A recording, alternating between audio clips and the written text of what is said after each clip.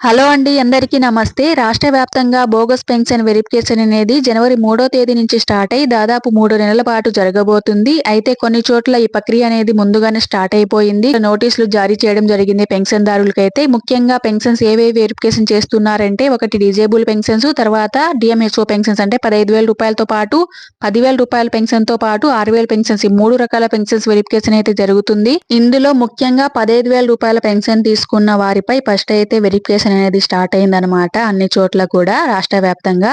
So ఈ pension తనిఖీకి ఎవరెవరు మన ఇంటి దగ్గరికి వస్తారంటే, పెన్షన్ తీసుకునే పెన్షన్దారు ఒకవేళ ఇంటి దగ్గర ఉన్నట్లయితే సో ఎంతమంది ఎవరెవరు వచ్చి వెరిఫికేషన్ చేస్తారు, లేదు హాస్పిటల్లో ఉన్నట్లయితే ఎవరెవరు వెళ్ళి వెరిఫికేషన్ అనేది చేస్తారనేది ఇప్పుడు తెలుసుకుందాం.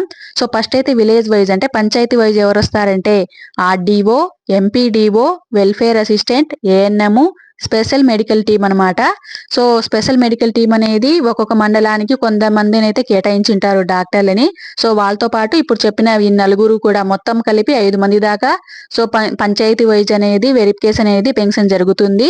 సో వీళ్ళు వచ్చి పెన్షన్దారు వద్ద వచ్చి సో వాళ్ళు నిజంగా ఇప్పుడు డిజేబిలిటీ ఉందా లేదా, పెన్షన్ వాళ్ళు 15,000 పెన్షన్ పొందడానికి వారు అర్హురా కాదా అనేసి సో మొత్తం అనేది వెరిఫికేషన్ జరిగి రిపోర్ట్ అనేది సబ్మిట్ చేయడం జరుగుతుంది. అదే విధంగా మండల్ వైజ్ ఎవరంటే joint collector, municipal commissioner, ward administrative secretary, ANM, special medical team, ఈ 5 మంది కూడా అర్బన్ అంటే మండల్ వైజ్ వెరిఫికేషన్ అనేది చేయబోతారు. సో ఈ విధంగా అయితే వెరిఫికేషన్ ఉండబోతుంది.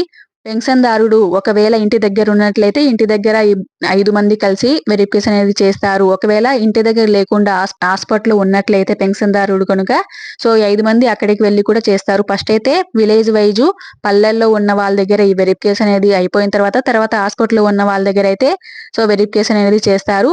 ఈ వెరిఫికేషన్ లో అనర్హతగా గుర్తించినట్లయితే మాత్రం ఖచ్చితంగా పెన్షన్ అనేది తీసేయడం జరుగుతుంది. ఒకవేళ మీకు అంత డిజేబిలిటీ అంటే 15,000 రూపాయలు పొందడానికి సరిపడా డిజేబిలిటీ లేదు అంటే మాత్రం ఖచ్చితంగా 15,000 రూపాయల పెన్షన్ తీసేసి నార్మల్ 6,000 కైనా మీకు ఉండే అవకాశం ఉంటుందన్నమాట. అంటే మీకు నిజంగానే డిజేబిలిటీ ఇప్పటికీ కొంచెమైనా ఉన్నట్లయితే సో డాక్టర్లు చెక్ చేస్తారు కాబట్టి సో మీకు 6,000 అయినా వచ్చే అవకాశం ఉంటుంది. సో అది కూడా లేదు, మీరంతా నార్మల్ గా ఉన్నారంటే మాత్రం మీకు పెన్షన్ అయితే తీసేస్తారు. తర్వాత మీకు ఏజ్ ఏమన్నా అయిపోయినట్లయితే 60 ఇయర్స్ అట్లా అయిపోయి ఉంటుంది కాబట్టి పెన్షన్ అయితే అప్లై చేసుకోవచ్చు. సో ఎవరు కూడా ఎక్కడ భయపడాల్సిన అవసరం లేదు. సో మీరైతే డాక్టర్లు ఎప్పుడు వస్తారు ఏంటి అనేది మీకు వెల్ఫేర్ అయితే చెప్పింటారనమాట. అంటే ఒక నోటీస్ అనేది మీకు ముందుగానే జారీ చేస్తారు.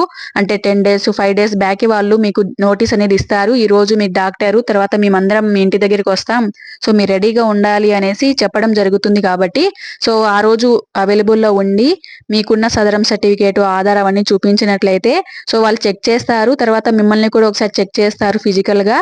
సో చూసి మీకు పెన్షన్ ఉండాలా లేదా అనేది వాళ్ళు నిర్ణయం తీసుకుంటారనమాట.